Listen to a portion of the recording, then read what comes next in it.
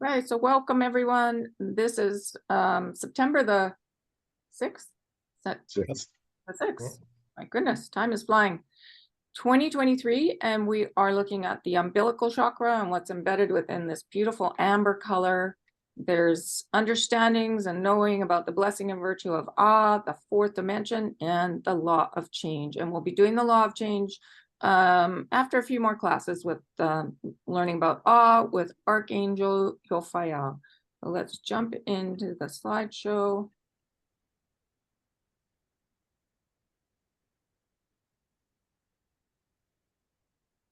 Here we go. So we're at part 3. So this is the third bunch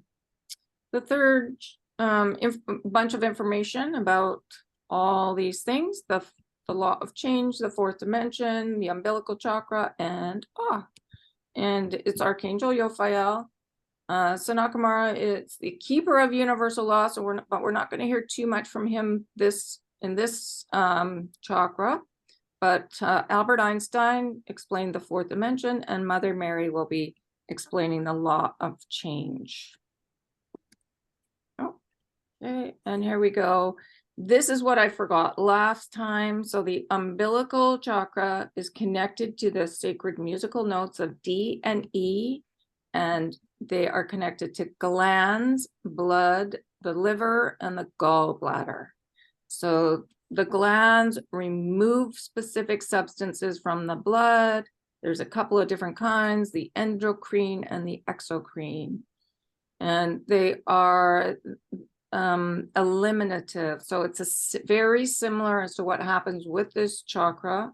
We can spin out all pain through this chakra, just lying still, surrendering, and just really, whenever you're feeling uncomfortable, just lie down, starfish, say, I surrender all this old pain so that it doesn't come back. So we eliminate it. So, and it's connected to the blood. So both of these I've related to the mother's blue, the movement of the mother, and then the organs to the stillness of the father. But so the liver supports metabolism, immunity, digestion, detoxification, vitamin storage, and so many other functions. It's a really good idea to do liver detoxes. And the gallbladder is a small pear-shaped organ under our liver that stores and releases bile. And bile is the fluid our liver produces that helps digest fats in the food we eat. So it's just interesting to note that these chakras are connected to different organs and systems in the body, and interesting to see how they all interconnect. So for the physical cleansing of the body, and then the umbilical chakra is a place for mental, emotional cleansing, connected to awe, connected to magic and wonder, and the fourth dimension and the law of change. So they all work together. Okay, and then this is just a little bit of an explanation about the umbilical chakra. So it's connected to our belly button, is the color of amber. So think maple syrup, corn syrup, molasses, that golden brown color, and think the movement of those liquids. They ask us to breathe in that maple, smell it, taste it, and feel our umbilical chakra open and spin. So when you're lying down, surrendered on your bed, you can literally feel these different chakras moving and spinning. This chakra is our center for the elimination of addictions, the elimination of all pain, and all addictions, regardless to what or about what, are addictions to pain. So feel this umbilical open and spin out all that pain out, spin it out into the universe. We can release it, this pain, this lack, this limitation, to the mother, to the father, to our guides, to the all. This is one of our centers for change, and a really fun question to ask once you release the pain. So you lie down and you release it, and just ask yourself, because it's a center for change, what is my next step? And your guides will actually show you and tell you, and it just sort of starts to happen. This is where we begin to allow our physical or idea to truly be in the flow. So just see this maple syrup, this corn syrup flowing out, spiraling out. And just know this is our home for the fourth dimension, the place of magic and alchemy, with the qualities of wonder and awe, acceptance, surrender. It is the beginning of transformation, transmutation. That's bringing all energy back to original purity, and transubstantiation, remembering our divinity. We can sit in this chakra, feel how the energy of the field has begun to shift as we allow ourselves to be fully present, immersed in the fourth dimension. So it's super magical. I highly recommend exploring this umbilical chakra, just lying down and feeling the way it moves and spinning out all addiction to pain. It's brilliant. Any questions? No. Okay. So we'll jump on, and this is Albert. Oh, yes, Steve. I have to acknowledge that I still don't fully grasp all addictions being addiction to pain. Can you expand on that a bit? Yeah, because it was Archangel Michael that talked about this too. Oh, and he's talked about it a number of times, and I still don't get it. Okay, so the way that the false grids and our core issues were explained to me, the sorrow, shame, anger, fear, and then the false grids, the bigotry, hatred, limitation, control. So they made them very, very simple in that way. But if it occurs over and over, which they tend to do, then it's like an addiction. So if we get angry over and over, it's like we're addicted to anger, rather than sitting still, figuring out where it came from, and get to the root and be in that place of, oh, I can. All right, I get it. Yeah, I get it. Yeah, I can get addiction to anger. Yeah. Yeah, Well, okay. and it's addiction to all of them, because Yeah. it just keeps coming back. Yeah, get that. Okay, thank you. Okay, you're welcome. Okay, so here's Albert Einstein. He says the fourth dimension is the quality of magic. And I always think magic is green, connected to love, because that's what we're here to do, is anchor in this love of the higher realms. So think green, think the heart chakra, think compassion, think charity. And he says what many of you think of as alchemy. It is, and so I'm relating alchemy to love. It is the growth into the realization and action of being an agent for transformation, transmutation, and transubstantiation. This dimension is very easily accessible from our third dimension and is witnessed continually by living masters such as Sai Baba, divas, fairies, elementals, and so on. And Steve, we had a question the other day. Who is Sai Baba? Well, I think the Sai Baba he's referring to is called Shirdi Sai Baba, and he was a Muslim saint in the north of India whose life was about bringing the Muslims and Hindus together. Okay. There was also Is he a living master? There was also a second Sai Baba of Puttaparthi. Mhm. I have trouble with that because I was his devotee for 25 years and he turned out to be a pedophile. Oh Okay. my God. A really bad pedophile too. Wow. Is Yeah. he still alive? No, he died. He said he was going to live to a certain date. He didn't reach it. He said he was going to walk into the river. He was in a wheelchair when he died. Okay, so I don't understand why Albert was a living master. I don't understand it either. You know, I've talked to Linda about it. Said to her, if you're worshiping the living Sai Baba, you can count me out. Mhm. I actually spoke to the vice presidents of the associations and fathers of sons whom he'd Molested. molested. Thank you. You know, and all kinds of people. I knew all kinds of people in the movement. So, yeah, he was. There was murder associated with it. So how they can say that, I don't know. Okay. So, but we've had issues with gurus. Yeah, lots of issues with. Yeah.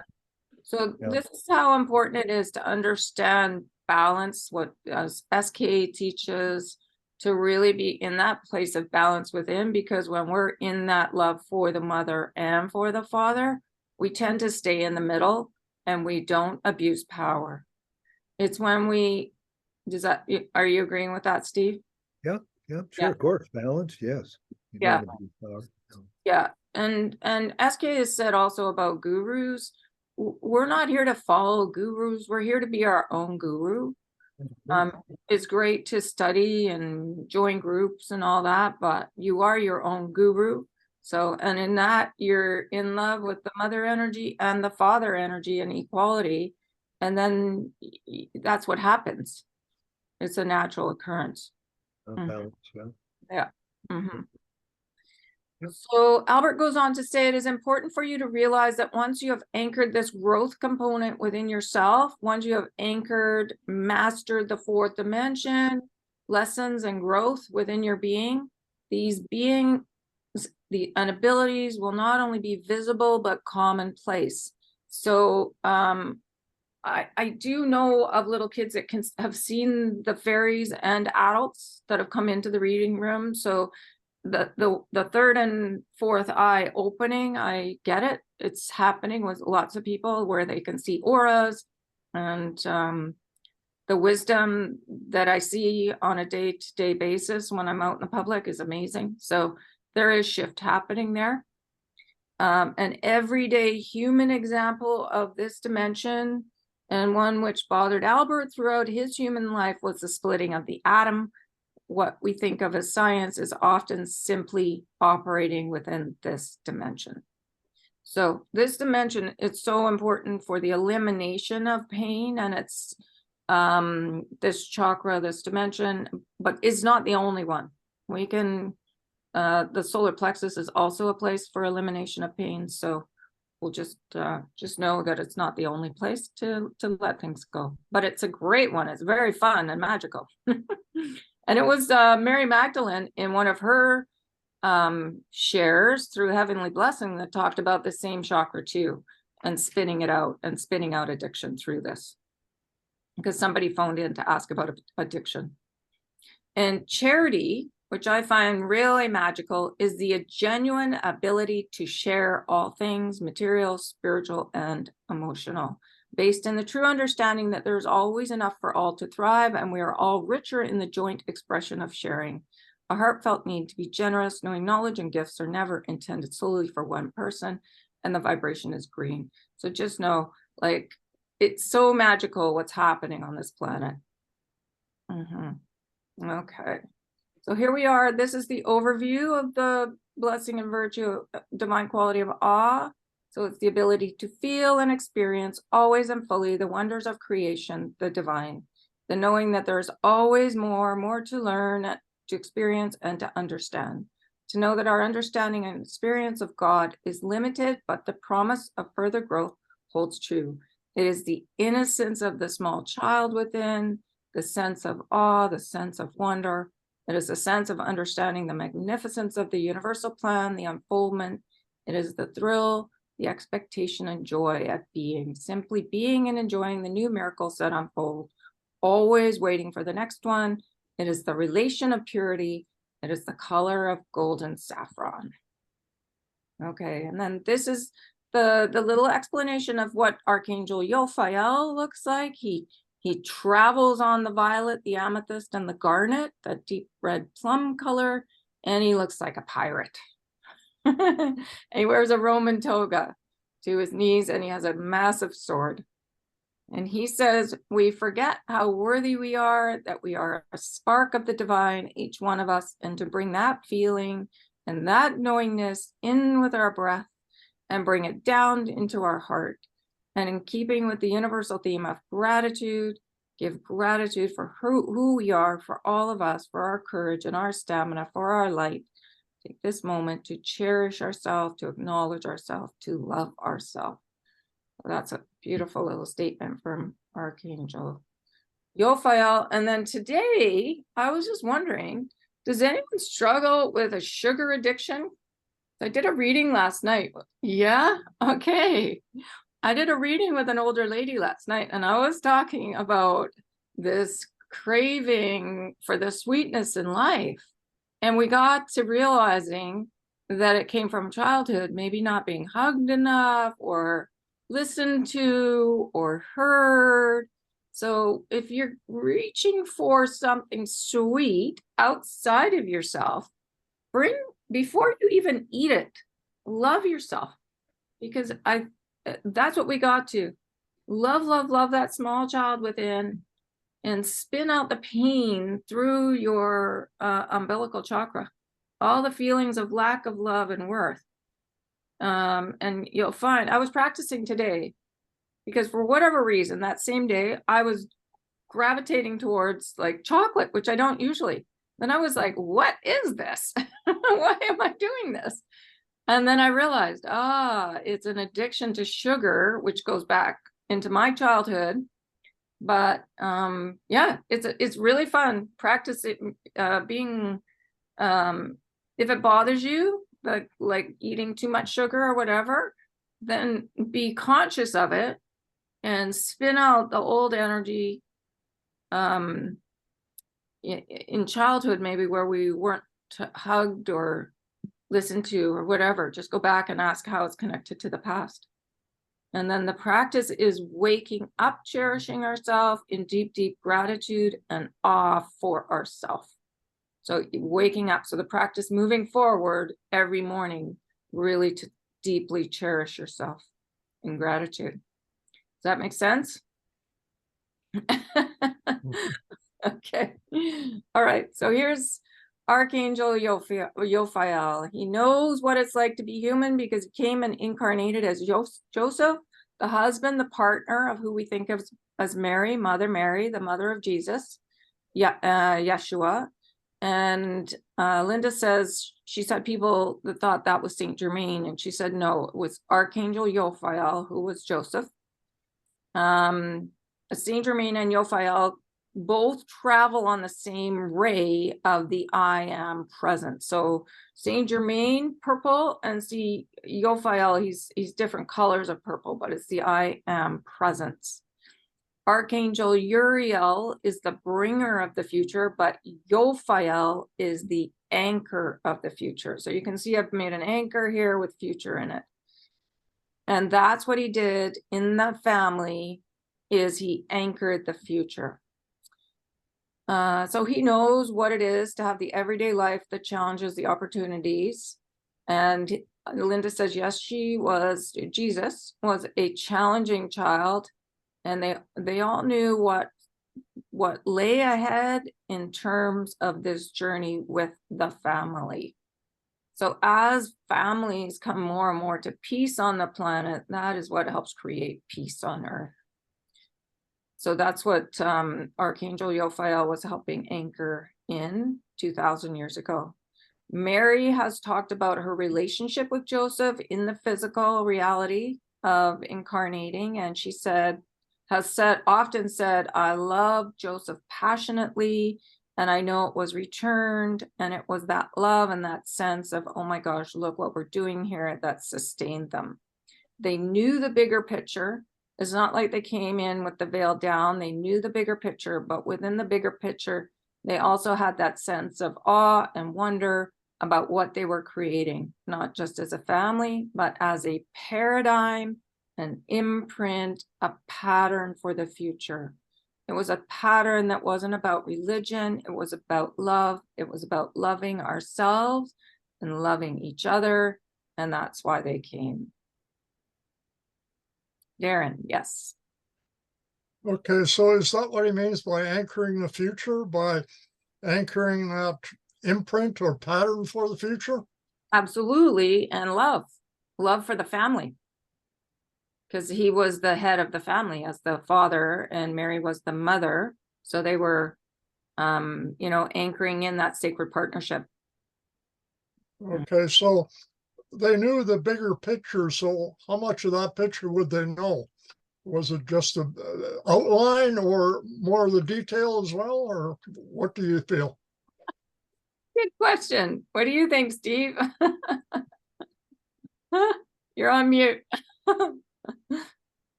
I am mute. I don't know. I don't know. I don't know. I've never really read a discussion of what they knew, what they didn't know. So sorry, Yeah. Darren. I think they knew quite a bit, but still they were in human form. So how much can you really know? Yeah. I mean, it's Yeah, and there's free will, so there may be a broad pattern, but I'm sure they didn't know all the details because they probably changed along the journey anyway. yeah, I don't know. I do know that Michael has said that Yophiel was very balanced, and that's why he was chosen to be Joseph, because they knew they could trust that he wouldn't stray. Yeah. Hmm. Okay. So this is interesting because when I was feeling awe, I could feel how much gratitude is within. Oh yes, Ken. It's Lillian. Oh, Lillian, hi. I've done a lot of reading in regards to Yeshua and his life. Mhm. He knew a lot of what his life was going to be. He understood what he was here for. Mhm. And in that case, I think his parents also knew Yeah. what was going on. And I've heard Mary Magdalene knew too. Yeah, they all knew what they were here for and what was going to happen. Mhm. I mean, they had their times of stress and they had their times of doubt, Mhm. but they each helped each other through it. Yes. But I am sure that they were all well aware what was going on. Mhm. Well, Jesus talked, he only had a certain amount of time. He said that in Fortitude when we studied Fortitude. And they knew what they were facing. Mhm. Yeah. Who were you in that time period? I was Bartholomew. Okay. So as Bartholomew, how did you fit into the family? No, I was one of his Disciples. disciples. Oh, Nice. okay. Beautiful.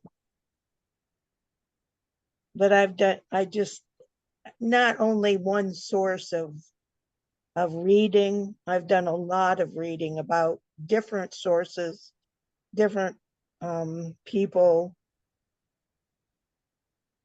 just, and I know that it all, everything that I've read has said that Yeshua knew what was going on at an early age. Mhm. He knew why he was here and what he was here to do. Yeah. He said he was infused at 5. Right. Mhm. And Mary would always caution him not to be too knowing.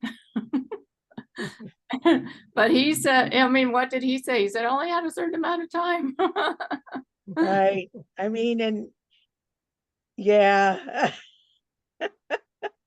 How do you stop yourself when someone is trying to teach and they're teaching everything that's wrong?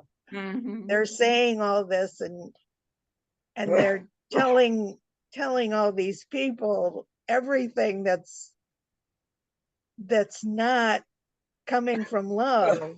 Exactly. It must have been so frustrating. Yeah. Mhm. And Yeah. he knew it was not God's word. Hmm. I mean, that had to be frustrating to him. Absolutely. Yeah. Well, it's like us trying to spin out these old belief systems. Like it's not easy. And explaining how to do it. And he was right in the thick of it as a young child explaining it all. Right. Yeah, it's amazing. Yeah, I mean, and it's interesting because we've been given different terms like the golden grid and the interconnectedness of all and be in gratitude. And so that's what I was trying to explain with this little slide. Like when we're in gratitude for everything, it's easier to not irritate people. Yeah, but that was great, Lillian. Thank you so much. That was really good. Thank you. Yeah, so being in gratitude to self, and then extending out to others, and just blessing everyone on their journey, basically. So gratitude for beginning with yourself, extending it to the family, friends, community, countries, nations. And basically that golden grid, that golden energy, the interconnectedness of all that can change like the whole planet. But we're beginning to see, I don't know if you guys noticed, but Taylor Swift, she's a songwriter. She's like 33 years old, amazing songwriter, and she's had sold out concerts across America, a little bit into Canada. But her songs are all about love and wisdom and karma, and lots of very wise words coming from this young girl. And that's the people are gathering to listen to her. So it's interesting how the wisdom is coming out. It's a good idea just to keep tabs on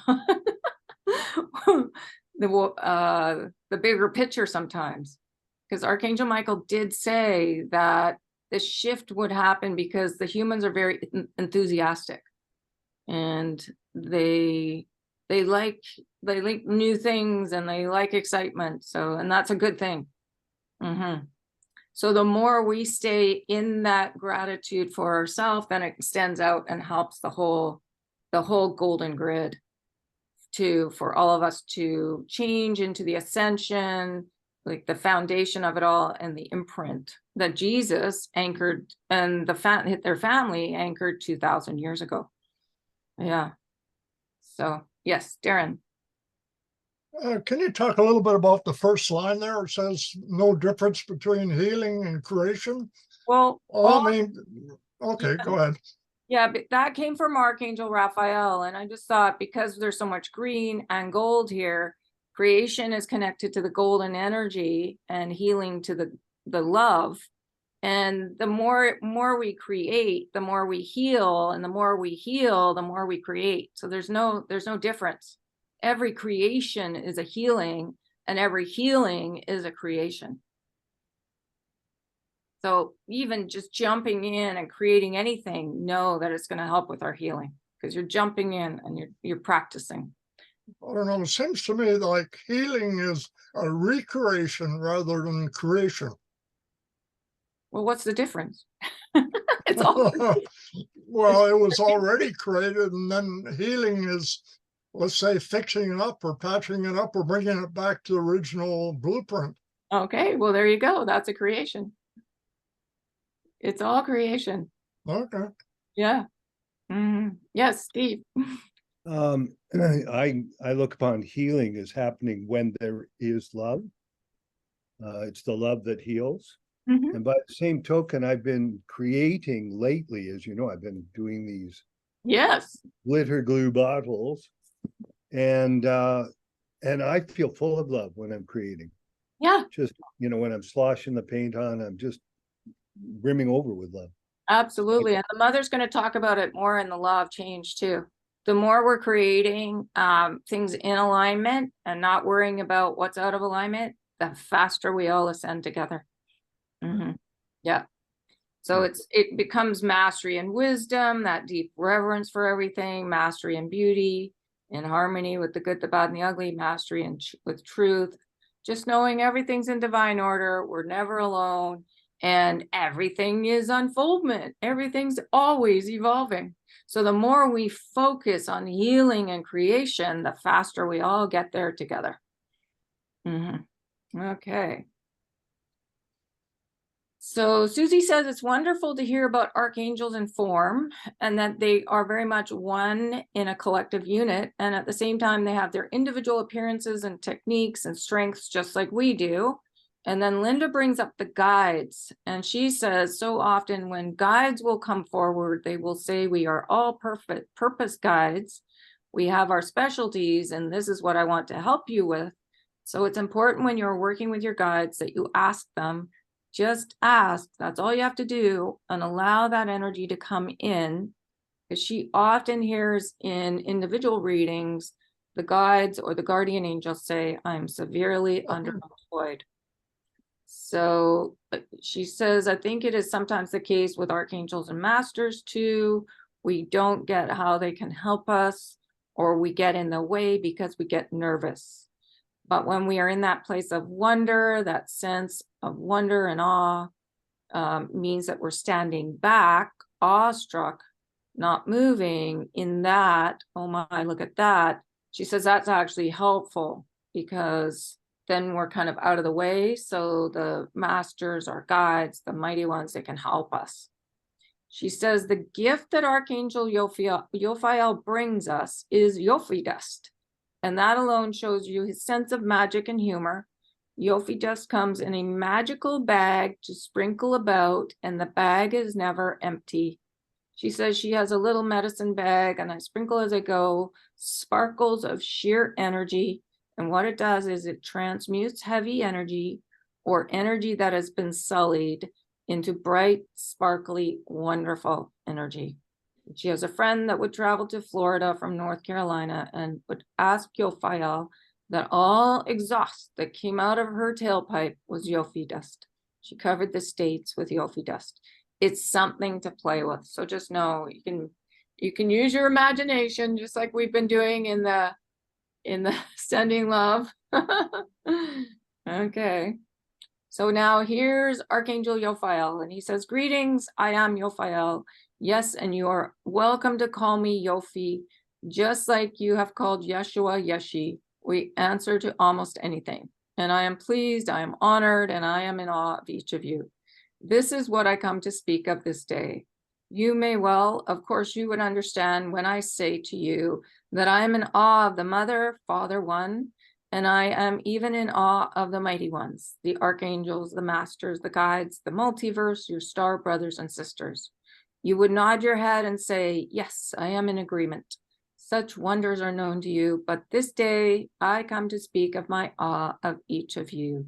Much has been said of this process of transition, of ascension, of shift, of becoming, and yes, it is so. You are in the middle of a big change, but that is not the core reason that I hold you in honor and awe, that I wonder at your magnificence.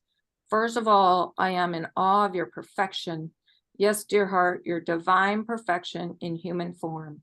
Your human design and soul design is perfect. Much is said of your tenacity, of your valor, of your courage, of your beauty, but it is the core of your being that stops me in my tracks. It is the purity and the innocence and the sweetness of your hearts. That's really sweet that he says that. You say to me, Yophiel, surely you are not speaking to me, for I have known the dark nights of the soul. There are times when I feel jaded, disillusioned, and old. You know what I say to you? So what? That does not mar the perfection and beauty of who you are.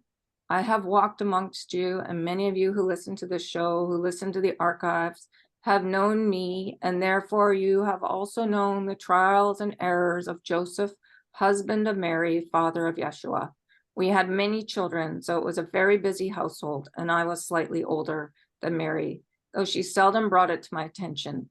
She would say, oh, you are wise. And I would laugh and know that it was her wisdom that would compliment me in such a way, because so often I would look at Mary and I would look at Yeshi and I would look at the children of the village and my own, and I would look at the human beings and I would be in awe of who they were and the promise of what they brought to the planet, of what they would accomplish, of their commitment to the mother, their wisdom. So yes, this day and every day, I am in awe of you, my sweet friends. You have chosen to come to this planet, this remarkable Gaia, who is awesome herself, and to come and to be in the fullness of your being, not to live in the shadows, but to declare your wholeness, your brightness, your mastery. It's so sweet that he says all that. Okay.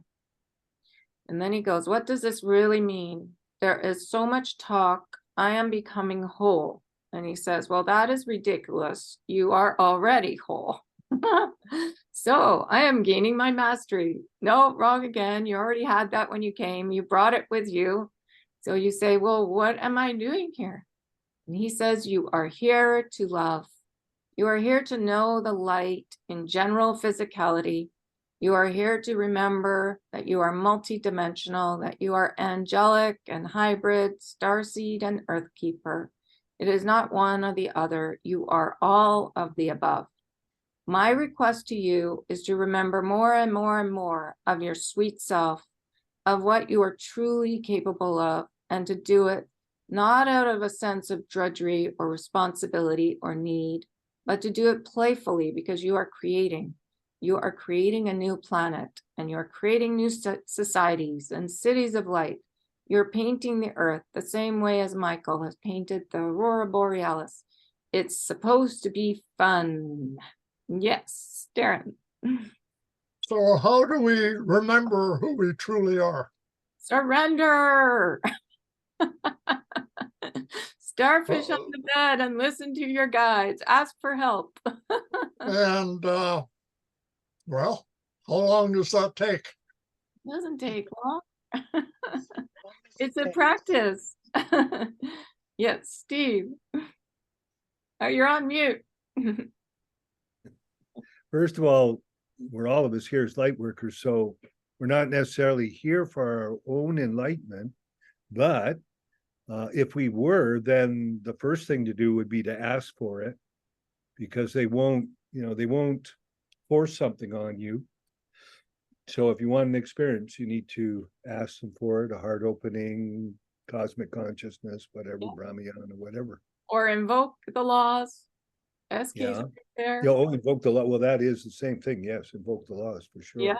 Or invoke Archangel Yophiel. He's super powerful.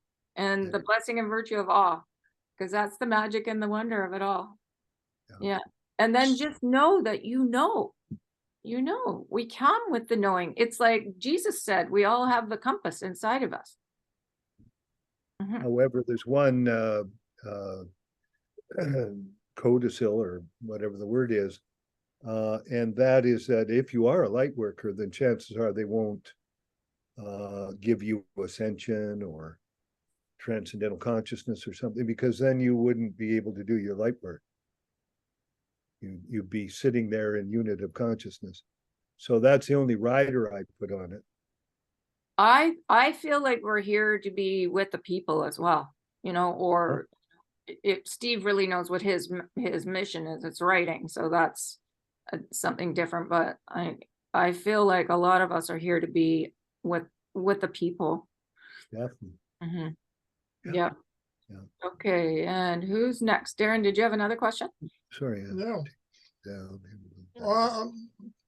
I guess the question is, would I ask Yophiel to remind me of my greatness or show me my greatness? Sure, you can do that. Absolutely. Yeah, why not? Sure. Yeah.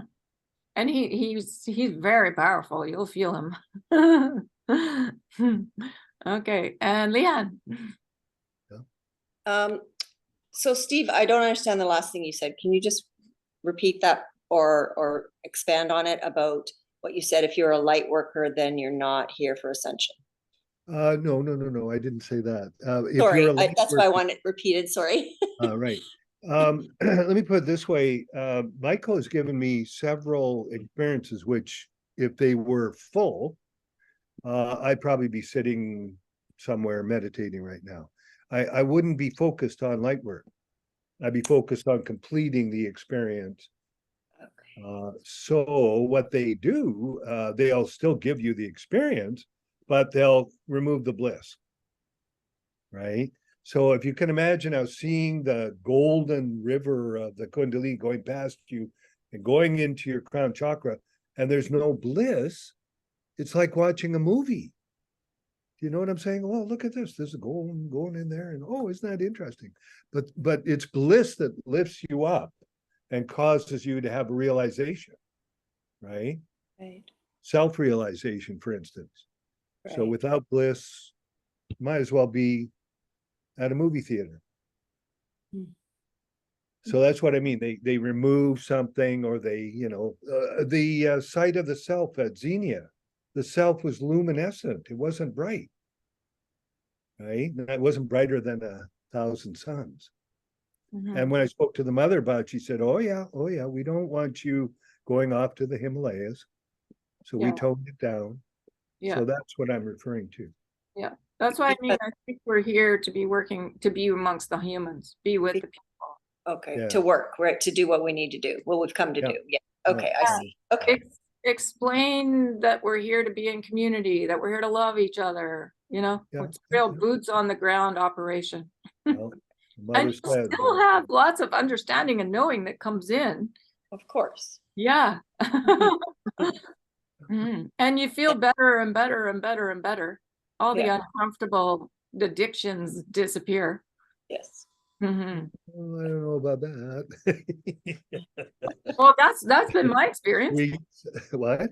That's been my experience. Uh, Yeah. Still love Yeah. sugar every bit as much as I always have. Oh, okay. Well, you can ask why. Why? Why would I ask why? Okay. Well, there you go. If you like Yeah, it. I'm kidding, dear. Yes. Yeah, I will have to get off my addiction to sugar. Well, it's hard on the physical body, on the health of the body. And we're Yeah. here to regenerate the body. So Right. even Ashura has talked about that. Right. Yeah. Mhm. Yeah. But it's all like our conscious awareness is rising. So, and I hadn't realized that sugar was so connected to us not feeling loved, Feeling love. not feeling it, not Love, feeling love, love. No, because you're craving the sweetness in life. What is the sweetness in life? It's love.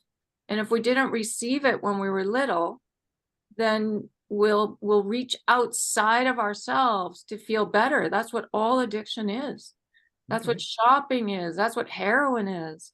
That's what sugar, like we're reaching out to feel better. So if you catch yourself in the moment before you reach and say, oh, why do I need something outside of myself to feel better? And ask, where did this come from? You'll find it's really Okay. simple. Yeah. Thank Yeah. you. Okay. Yeah. And Ken or Lillian? Lillian again. Yay. Hi. Two things. When I had my purse stolen in January, Yes. that was a heart opening for me. Yes. And that basically changed how I felt and changed my entire perspective on life Mm. and changed how I wanted to send out love and how I wanted to just make sure that every interaction I have with people is filled with love. Beautiful. But it didn't necessarily, well, I shouldn't say that, because with this energy that we've been having in September, my heart is going, oh man, my heart hurts. And it's because of all this human trafficking and all this stuff that's going on. My heart is hurting because of all the disruption and that sort of thing. It is hurting, and I know it's from this sort of thing. But another thing that I want to throw out to people is that in my training with people is I've learned that behind every behavior is a positive intention. And so even if a behavior that you have, that say you look at, and you look at that behavior and you say, oh, that behavior is like, okay, somebody is taking cocaine, and you look at that behavior and it's a negative behavior, but it's still positive because behind that behavior is that person wants to feel better. They want something out of that, taking that cocaine. They want to numb themselves to feel better. Somebody drinks alcohol because they want to forget their life because their life is lousy. Whatever it is, behind every behavior, there's a positive intention, no Right. matter what it is. Right. Yeah, interesting.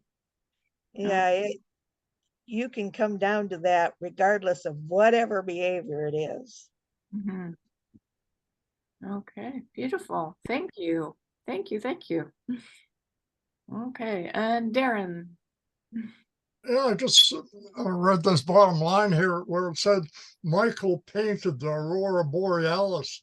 Yeah, And absolutely. that just gave me the thought that that's just a small indication, I think, of the creativity that all humans can have once they become full creators.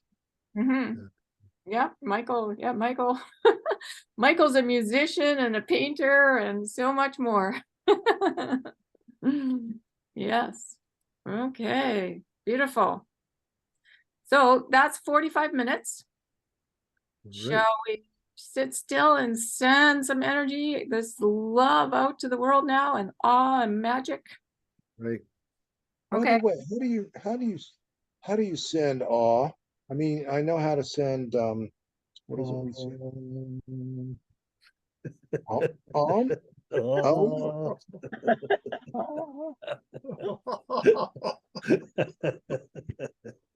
You know how a Good joke. kid is really curious, a little child is really curious and always looking for that next excitement in the world.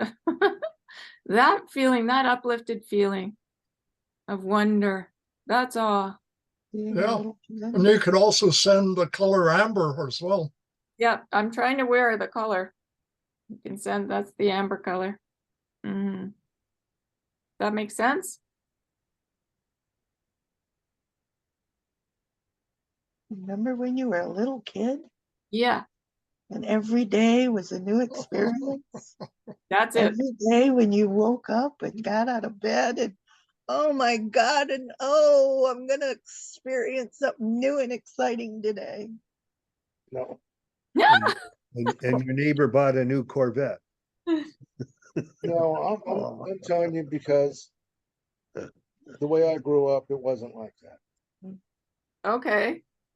It was not like that. And I'm not trying to, I mean, I understand what you're saying about awe and that there's a component of magic and amazing. When you went out with your friends in the summertime, played baseball. I do remember going out and playing baseball, and the one thing that I remember about it is that summer never seemed to end. There you And I go. love that. That's all. And That's also the energy of Amelia when she comes on. Sure. That's all. That's all. Yeah, where she's playing peekaboo with you and clapping and giggling. That's all. That's all. Okay, so let's just leave this slide up because it's got the big golden sun and all that. And let's we can mute ourselves if you want to be in the silence, and I'll just set the timer and then we'll finish up. Okay, here we go. Have a beautiful time for 10 minutes sending awe.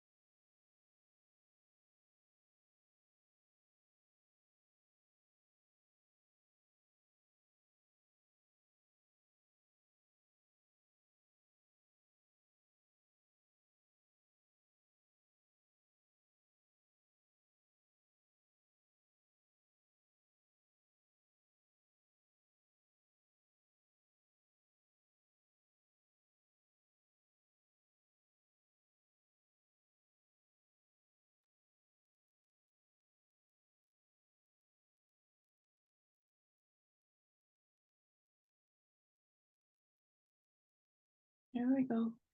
10 minutes is up. That was nice. It makes such a difference when you're in the zone. We've been laughing and giggling. 10 minutes, it goes by so fast. It's like electricity. Yeah. That's what it felt like. Mhm. It's like it, and you get to share it with everybody. Yeah, that's the golden grid.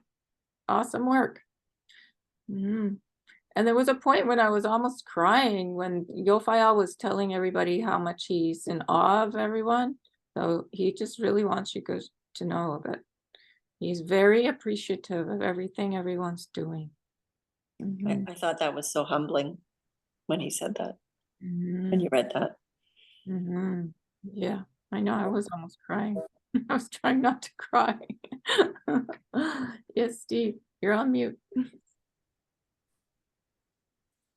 Just wanted to mention that we, as far as I know, I can make the statement that we get to experience that love as we share it, as it comes up from our heart and goes out to the world. When it crosses this part here, we get to share it. So And it comes in, I have to say, it comes in all types of forms, like it, that's a really beautiful way, but don't, like, if you're doing it some other way, know that there's so many ways to do it. Yeah, because for me, it's completely different. I've just got all this energy and I'm just like, it's like, because the Yofael is right here. Yeah, yeah. So yeah, however you're feeling it and doing it is right for you, because everybody is so unique.